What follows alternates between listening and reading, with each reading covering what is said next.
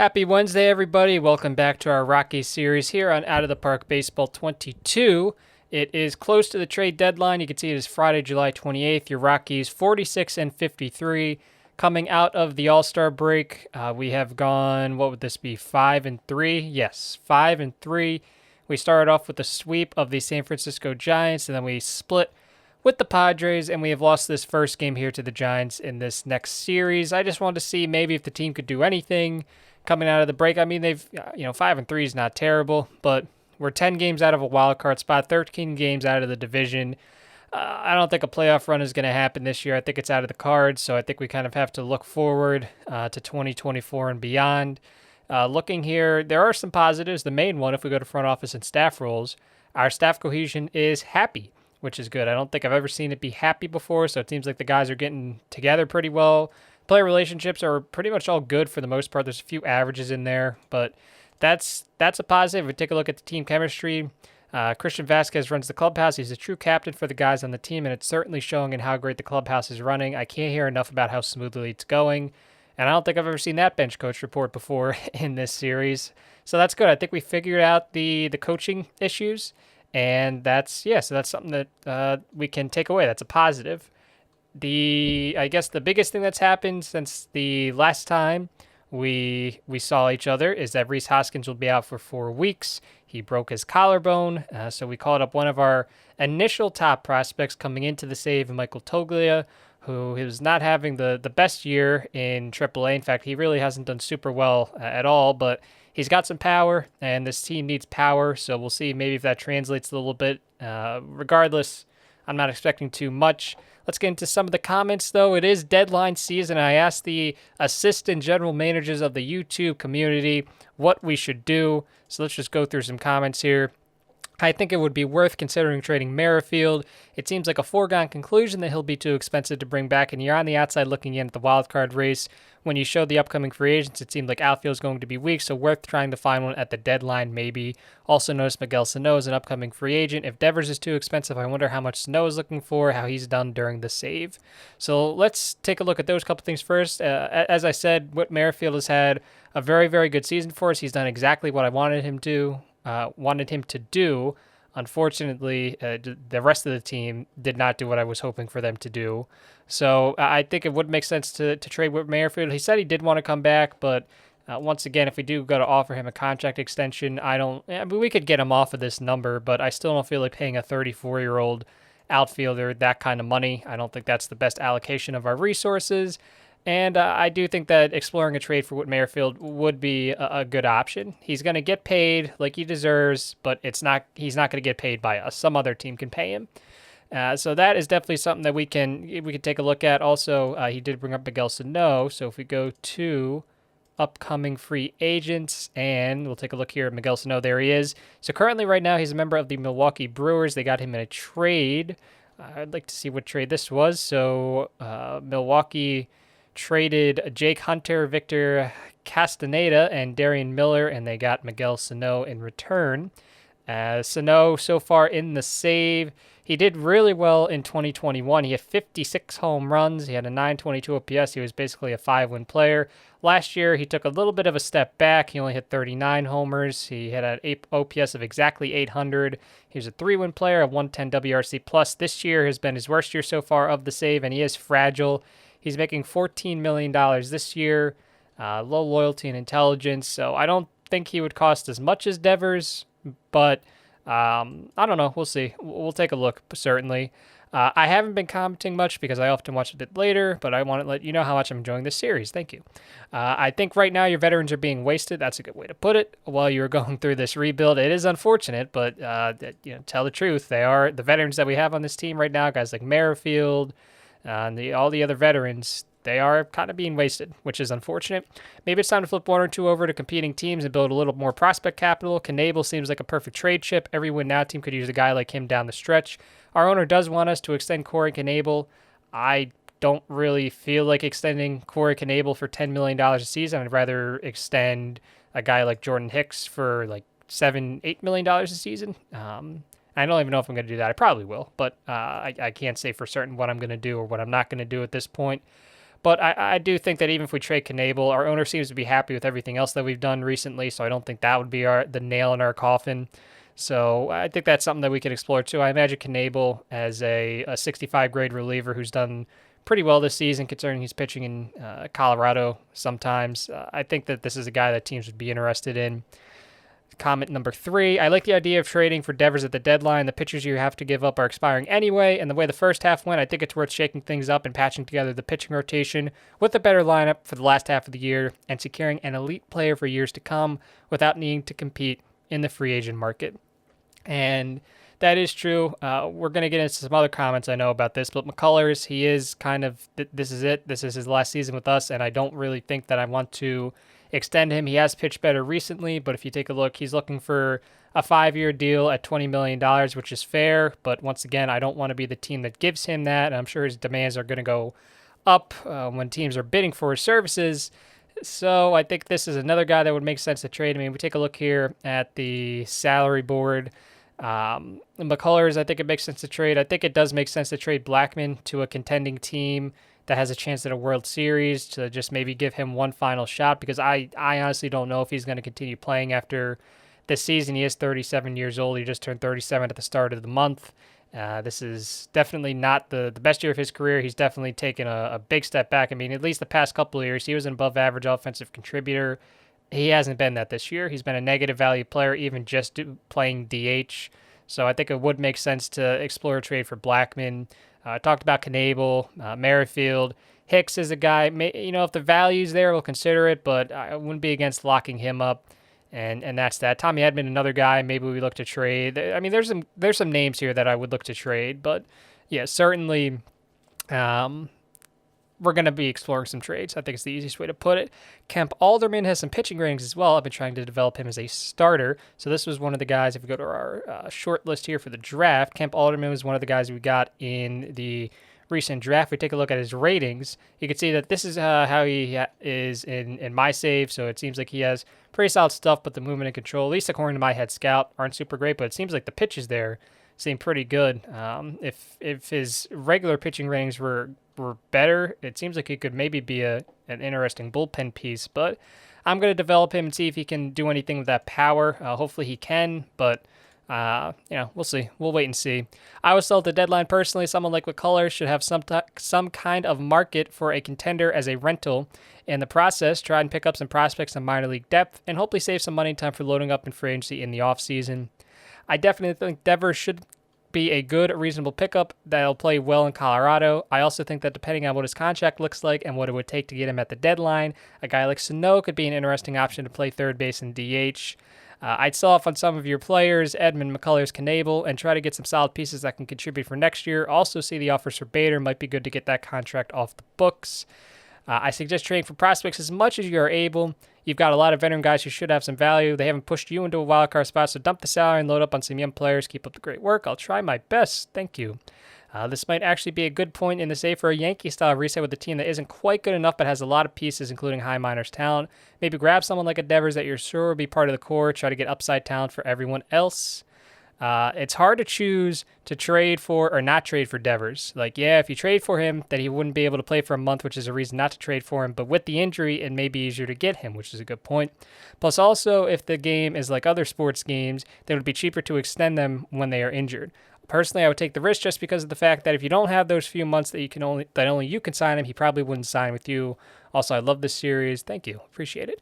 I say go for Devers. He's a good overall player. This is a question that is I want to answer here. So did you end up drafting a full 35 picks? How many guys do you keep on the rookie league team? It's tough to manage it. Yes, so I do complete the entire draft. And then if we go to my rosters and transactions, I typically try to keep my minor league team somewhere between 26 and 30 players. Right now, they do just happen to be at 30. This is a pro tip for people that kind of just have the AI in charge of everything. You'll want to always, at the very least, go to your rosters and transactions screen, because it's not uncommon to see your rookie league teams have upwards of 90 plus players at any given time. That's not good for the development of the guys you really want to give the playing time to. So always just make sure that you don't have an overabundance of players at your different affiliates. It's normally not an issue at your higher, like your AAAs and your AAs. But if you go down your rookie league squads, you'll see that they have way too many players. So that's just a thing to keep an eye out for.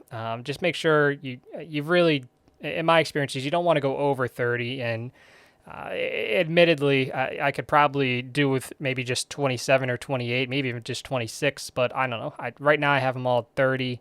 And yeah, so that's a pro tip for all y'all out there. Just be sure to check out your rosters and transaction screen to make sure you don't have like 90 players at your rookie league team. Agree on not extending Merrifield. He went downhill around 34 in my Royals franchise, and of course, right now he is 34. So maybe we'll get out ahead of that regression. So that was all the comments from the YouTube assistant general managers. I want to thank y'all all for the suggestions. It is July 28th, so I think now is a perfect time to make some trades. So y'all know the deal. When I come back, we'll see what trades I made, what trades I didn't make, and we'll see what the team will look like for the final couple months of the season. Does it go as late as it did last year? No. Okay, so like last year it went like really far into October. Now it's like only October 8th. So let's do it. Let's make some trades. All right, I've simulated up to September 4th. The reason I wanted to keep simulating was so you guys could see the team in fully healthy, what it would look like on paper. Unfortunately, we dealt with some injury issues, so that never really came to fruition, but this just seemed like a good time to do it. You can see that we're 61 and 70, so we're playing about as well as we did before all the trades, which I guess is good. I'm happy with the trades that we made. I think that the lineup is better, but we'll see. We'll see what you guys think. Of course, the assistant GMs of the YouTube community, that's the important thing. So I'll just go through all the trades here. I'm going to spoil some of them, inevitably. So the first trade we made here was with the Seattle Mariners, and this was just the Charlie Blackmon deal. This was to get him to a team that was playing well, and a chance for him to make the playoffs and maybe win a World Series. He did have 10-5 rights, so he kind of got to choose where he wanted to go. There were certain teams he didn't want to go to. There were certain teams he would consider a trade to. There were also teams that he wanted to go to that did not want him. I wanted to trade him to the Chicago White Sox, who are having an outstanding season. They did not want him, no matter what I tried. So Seattle seemed to be the team in the best position to make a playoff push and give him a chance at a ring. You can see they're 56 and 42 right now, so they're having a really good season. And we just got Dylan Moore. No prospects were ever going to come back for Charlie Blackmon. The game thinks that because he's 37 and he had a $10 million contract this year, he was an overpaid veteran, which I did not agree with. But because of how the AI GMs saw Charlie Blackmon, I could not really get anything of value. So all I got was Dylan Moore, and that was that.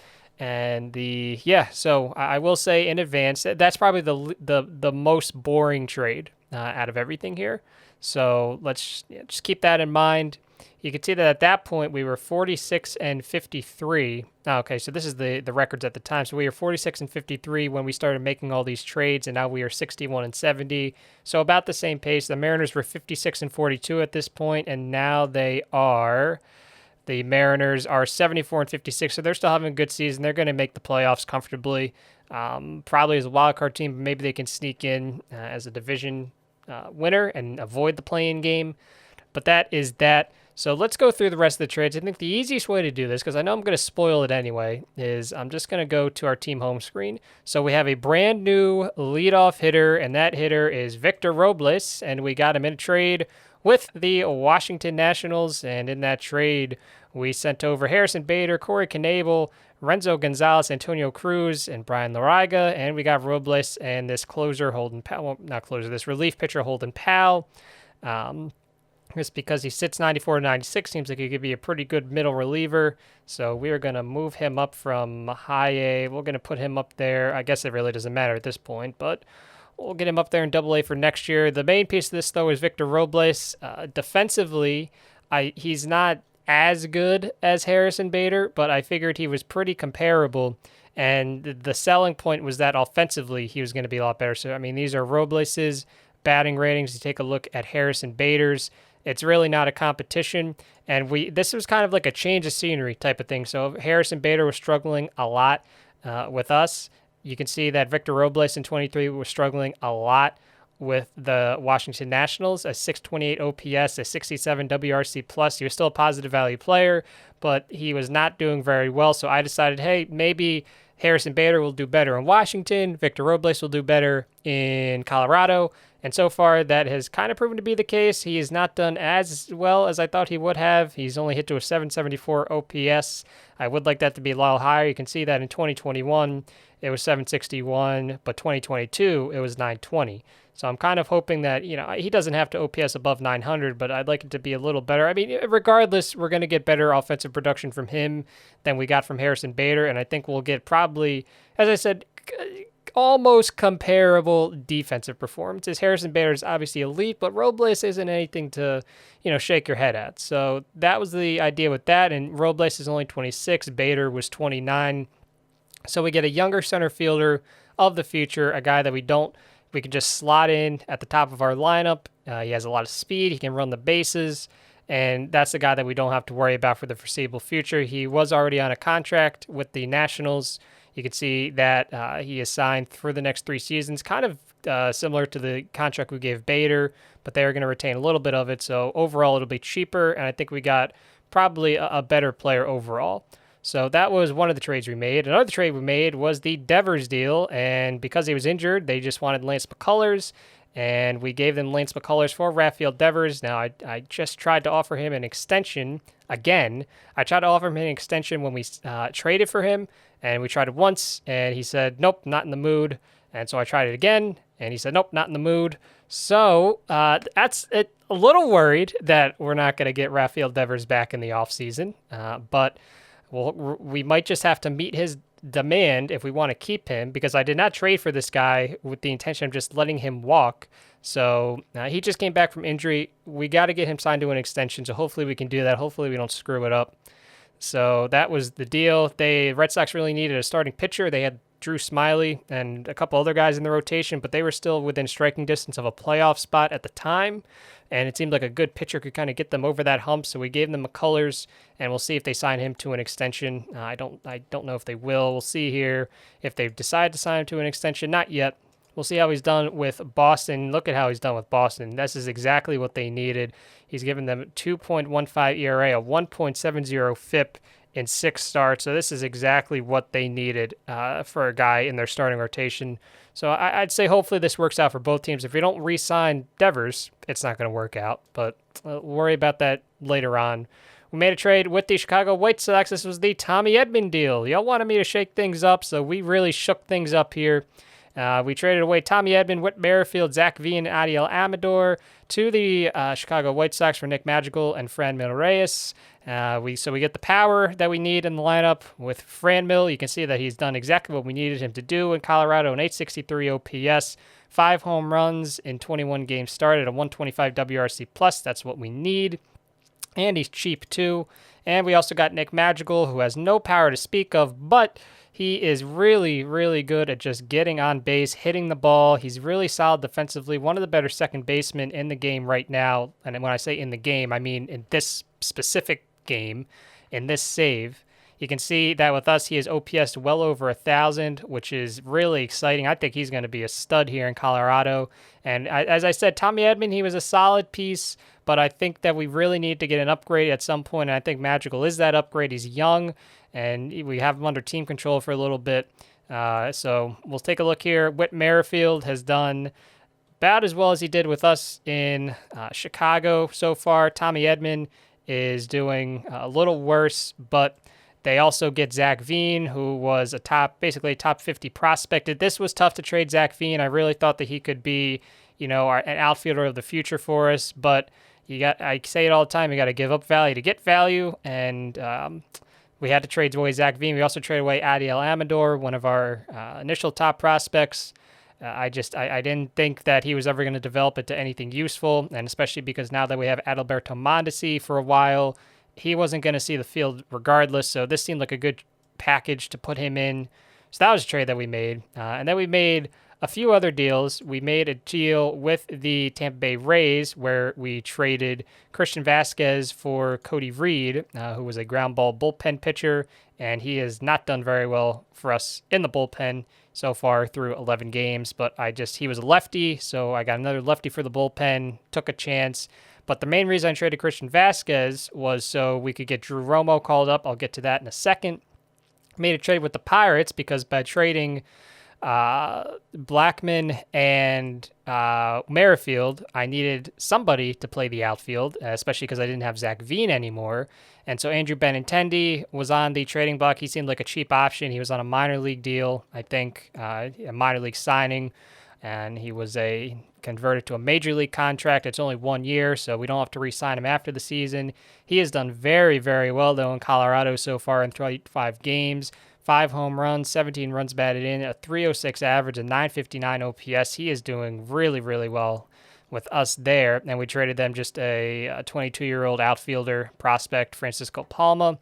We went back to the Tampa Bay Rays because we did trade McCullers, so we needed a starting pitcher, and I didn't really have anybody at the time that I was confident in the minor leagues. So we traded them James Acuna, not Acuna, because he doesn't have the tilde. We got Jalen Beeks. This was probably he wasn't the best left-handed pitcher on the trade market, but he was the most easy one to acquire. I talked about Corbin, but his contract is bad. I was going to trade for James Paxton. Then I looked at his contract, and he was signed through 2024, so I didn't want to do that. I just wanted some guy on a 1-year deal or someone that was arbitration eligible that I didn't have any long-term commitment to. And Jalen Beeks was the guy, and he has not done very well at all, but that's fine. That's fine. We can replace him. So those were the trades that I made. So if we take a look at the lineup now, it is, I think, the best lineup we've had yet. We have Victor Robles, Nick Madrigal, Rafael Devers, Franmil Reyes, Adalberto Mondesi, Rhys Hoskins, Raimel Tapia, Andrew Benintendi, and as I said, we did call up Drew Romo. So here is our catcher of the future.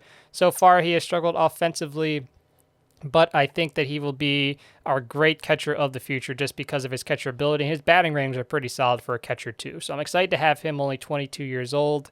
In the pitching rotation, we did unfortunately lose Jacob deGrom. He suffered a partially torn UCL, so he will be out for 10 months. He'll be back at some point next year, but I'm really glad that I only gave him a 2-year deal and not like a 4-year deal, because I really worry what this kind of injury at 35 years old is going to do to his pitching ratings. So that was unfortunate, but the positives is that it gave us a chance to call up Jack Leiter, who has made 1 start so far with us. He went up against San Francisco Giants, and he looked pretty good. So he will be in our starting rotation moving forward for the foreseeable future. So that's a spot that we don't have to worry about. We also called up Ryan Feltner from AAA Albuquerque because he was having an okay season. The ERA wasn't great, but he was a 1-win player. And so we called him up. The ERA, once again, is not great, but 20 strikeouts and 3 walks is phenomenal at 2.08 FIP. So he's been a pleasant surprise so far. So this will be our starting rotation for the rest of the season. You can see that we moved Brett Conine to a long relief role to just kind of make room for those guys. You can see the rest of the stats. Corbin Burns has not had a great season, so I hope he bounces back next year. And Mike Clevenger, he is proven to be a pretty solid addition, and we have him for next year too. So taking a look at the team as it's currently constructed right now, I think we have our center fielder for the foreseeable future, 26-year-old Victor Robles. We have our second baseman of the future and 26-year-old Nick Madrigal. We should have our third baseman of the future and Rafael Devers, as long as he signs the extension, because if he doesn't sign the extension, we're going to have some issues. Franmil Reyes should be our DH for the foreseeable future. He's 28 years old. Adalberto Mondesi at 28 years old should be our shortstop for the foreseeable future. Rhys Hoskins, he's 30, but I think he could be a pretty suitable first baseman for the next several years. Raimel Tapia, I think, is fine as not hitting at the top of the lineup, but I think if we put him at the bottom of the lineup, this is a really good guy to have there. So I'm excited to have him in left field. Andrew Benintendi, this was just kind of a 1 year or half a season, I should say, kind of thing. Hopefully, I wouldn't be against re-signing him because he's doing very well, but I mean, we'll see what the offseason brings us. And then Drew Romo, our catcher of the future. Rotation-wise, we have Corbin Burns, so he's going to be in the rotation next year, as is Mike Clevenger. Jacob deGrom will be there eventually. I think he would probably come back in June-ish, maybe July. So until then, we would have Leiter. We'll give Leiter a full season in the rotation starting next year. We got Delgado still coming up through the system. So that's another guy that we'll have in there. And then bullpen-wise, you can always find bullpen pieces. That's fine. Lucas Gilbreth has been pretty solid this year, so that's promising. So he'll be in the bullpen next year as a lefty. So that's one less thing we have to worry about. Jordan Hicks, I don't know if I'm going to re-sign him. I saw that some of his ratings had gone down recently, according to our head scout. His overall and his potential dropped, but it seems like his stuff rating improved, which I guess is good. He's only 26, but I don't know. We'll see what happens. I think right now I'll simulate probably to the end of the season. Hopefully I get one more shot to negotiate with Devers before the season's over. That way I can kind of get him signed to an extension.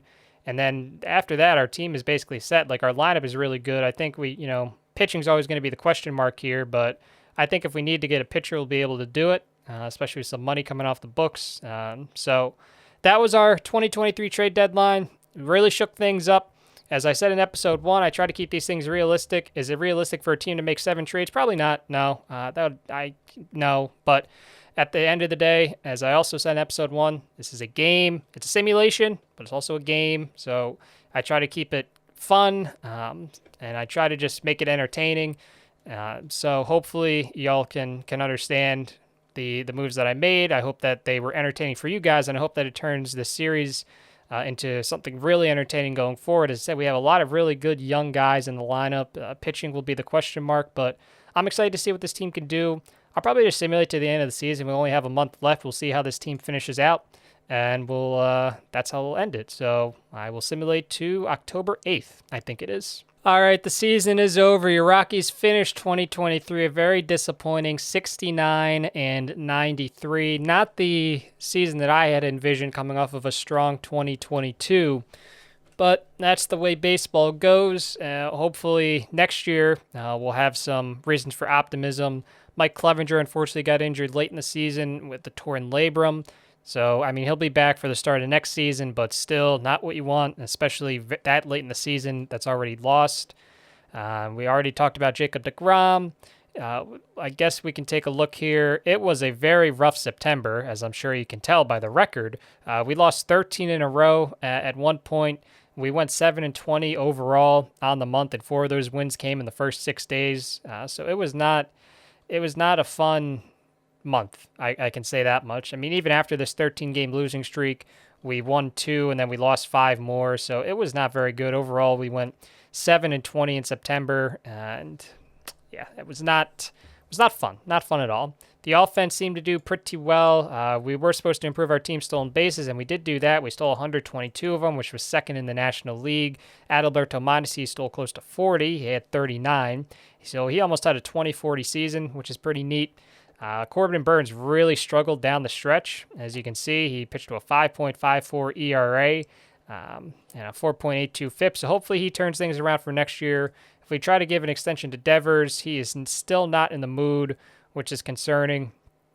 But all we can do is hope, because I made that trade with the intention of keeping him here long term, and if we can't, that's going to be kind of an issue. But I want to thank y'all for watching this episode of the Rockies series. The next episode will be the off-season, the 2023 off-season. We'll take a look here at the upcoming free agents. We'll see if anybody else signed an extension prior to the end of the season. We'll go to all players. So these are kind of the top guys. Devers is definitely there. We got some really good relief pitchers there at the top.